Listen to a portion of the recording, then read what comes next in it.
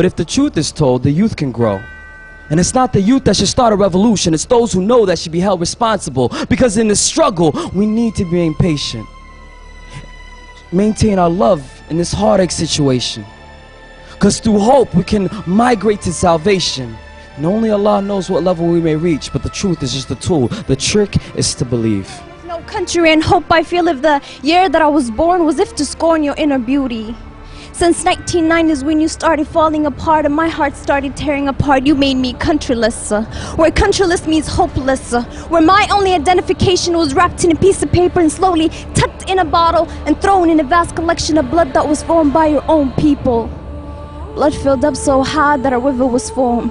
Blood of poor mothers and children screaming for help and dignity, and blood so warm that I can feel the confusion in my community reaching a new epiphany.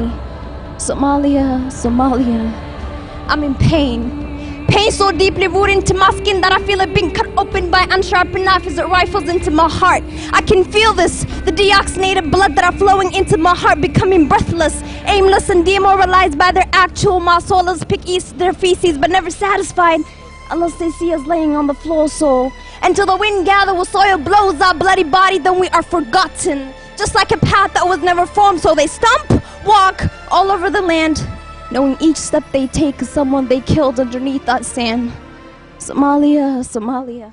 We're at a generation where some of us are getting our needs met and others aren't. As I look in this room, I see a lot of young people. I see hope. For as much as I see hope, I know as elders sometimes, we haven't really done our parts too. But as young people too, you have a responsibility.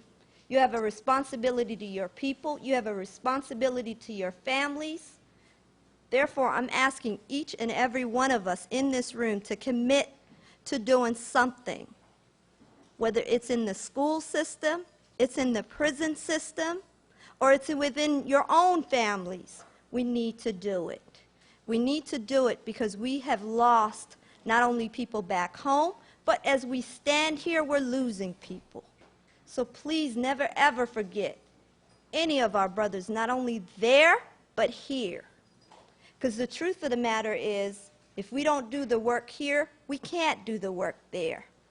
One thing that we've been good at in Seattle is really trying our level best to understand the needs of back home. Operation Restoring Back Our Home is getting professionals and people who are already committing to doing the work to go back. It's important that we go back. Each and every one of us has a vacation. We need to take some of our vacation and give back to the brothers and sisters that haven't had the fortune of coming to the West, of coming to the diaspora, of getting the opportunities that we've had. That's really honest to God it comes down to. Because the truth of the matter is, not only did we lose a generation, we've came out of something. I think many people really truly don't remember the history of our people. You know, for example, a Marahan Somali would tell me something about a particular thing that happened.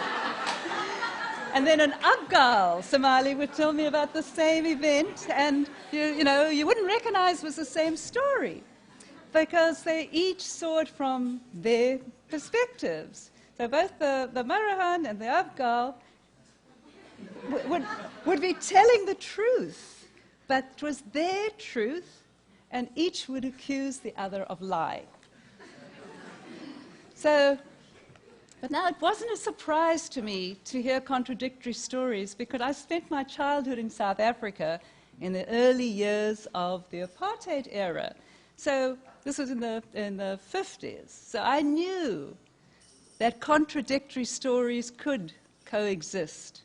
Because in South Africa at that time, you know, there was the Afrikaner story, the Zulu story, the Xhosa story, and the mixed race, the Indian. They all had their own versions of what was going on. But I also knew from my South African experience that whoever was in control of the government had the power to suppress everybody else's story and to valorize his people's own story. And also to have that story go into the textbooks so that the children growing up would only learn that one story. So first and foremost, I would like to thank the people that came out, and as well as the speakers, the performers, also the sponsors, which are Crescent Food, East African Community Service, and SSA UW. Secondly, I would like to thank the live stream audience as well. We're being watched online. But, hello? Okay. I'm there. So, like, as everyone say, the panelists, the speakers, the poet, by the way, mashallah, you guys are great. This is our project. And when I say our project, I mean the Somali's people. We can't wait for the United Nations or other aid to actually help us out. It's our time to make a difference. And I believe each of us can make this difference. But how can we make that difference? Are we gonna just sit back and say, okay, I went to a great event, I saw a couple of beautiful people, but that was all? No, no, no, no. We want each of you guys to be part of this movement, whether it is through writing a check, that's lovely always, but we want you guys to be part of the movement, going back as a volunteer, or telling your workers what WSSP is about, you know? So, and basically we would like to thank the UK team, Mohammed Gaal, Qasim, Eva will say the rest. I'm talking about myself here. So like she said, we'd like to thank Mohammed Gaal, Qasim Ali, Marian Yusuf, Sharmarke, Dr. Sharmarke, Hamza also, and then Dr. Abdelghani for helping us every step of the way.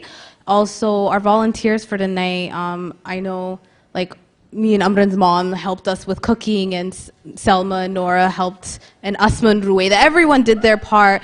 Thank you, Runta, for Mohammed Yusuf for coming out and putting us in his newspaper. Also, all our sponsors. Hamdi was also great. Buy her t-shirts. The cameraman up. There's so many people that helped us out tonight. I would just like to give you guys a big thank you. And inshallah, like, I hope you guys follow them on LinkedIn, Twitter, Facebook, the whole 9 yards, watch their YouTube videos, and just educate yourselves more on worldwide Somali students. One more thing. This is what I had to, when you guys were growing up, you've always heard this, school ad, shaqeso, dul Muslim ad. I'm pretty sure you guys all heard of that. But like, to me, growing up it was weird, because I'm like, dul Muslim ad, okay. I'm like, Saudi Arabia, but I'm like, oh my God, I can't drive there. Then I'm just like, you know, but I'm like, dul Somali, like, I've not heard so far. Warshaqaysta, wahsubsada, dulkina dista, you know? I hope I'm saying that right. So that's the thing that we need to start doing is dulkininta disana. Why? I want my children to be growing up in Somalia, and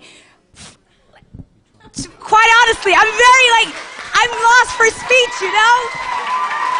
No, I'm very passionate about this because I quite honestly believe that Somalia has potential. I'm not saying right now we have many crises going on, but I believe within time we can make the difference. But that difference has to come from us.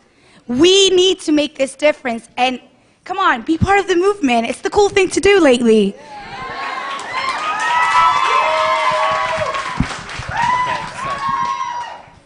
I just want to say thank you to everyone for coming out again.